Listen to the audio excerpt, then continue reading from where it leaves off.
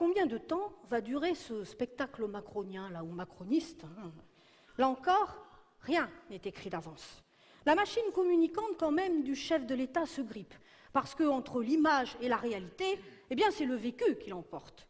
Il doit faire face à des mouvements sociaux très populaires, comme celui des personnels des EHPAD, mais aussi des gardiens de prison. Ces luttes font tout écho à un mécontentement grandissant contre les mesures d'austérité unilatérales à l'égard de tous les travailleurs et la montée des inégalités. Les retraités qui ont réussi leur initiative du 15 mars et qui se voient amputer leur pension de la CSG. Les fonctionnaires qui appellent dans l'unité syndicale, la CFDT, et qui, eux, sont les vrais cumulards. Hein.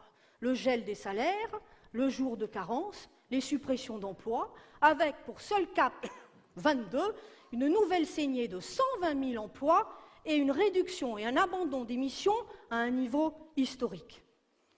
La Fédération CGT des cheminots a appelé dans l'unité des organisations syndicales représentatives au 22 mars à une manifestation à Paris et à s'engager dans un mouvement de durée pour obtenir satisfaction. À peine 4 ans après la réforme du système ferroviaire, le gouvernement Macron en veut une nouvelle. Ah, et puis il a peur de rien. C'est la transformation des établissements publics en sociétés anonymes, la fin du statut des cheminots pour les nouveaux embauchés, l'obligation de réviser à la baisse, y compris le statut pour le personnel en place, la menace sur 9000 km de ligne, et le tout par un passage en force par ordonnance.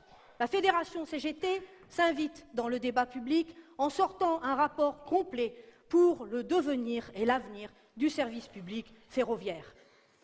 Alors s'y ajoute l'inquiétude de la jeunesse lycéenne et étudiante, mais aussi des enseignants, face à la double réforme du baccalauréat et puis des Parcoursup, qui visent essentiellement, soyons clairs, à faire des mesures drastiques, des mesures d'économie drastique budgétaire, qui rendent aussi les études supérieures finalement plus sélectives, sans remédier en rien aux inégalités structurelles de l'enseignement.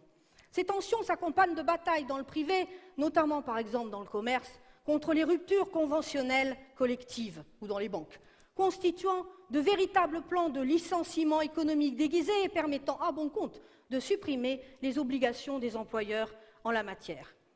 Ce mois de mars se caractérise par une poussée des luttes.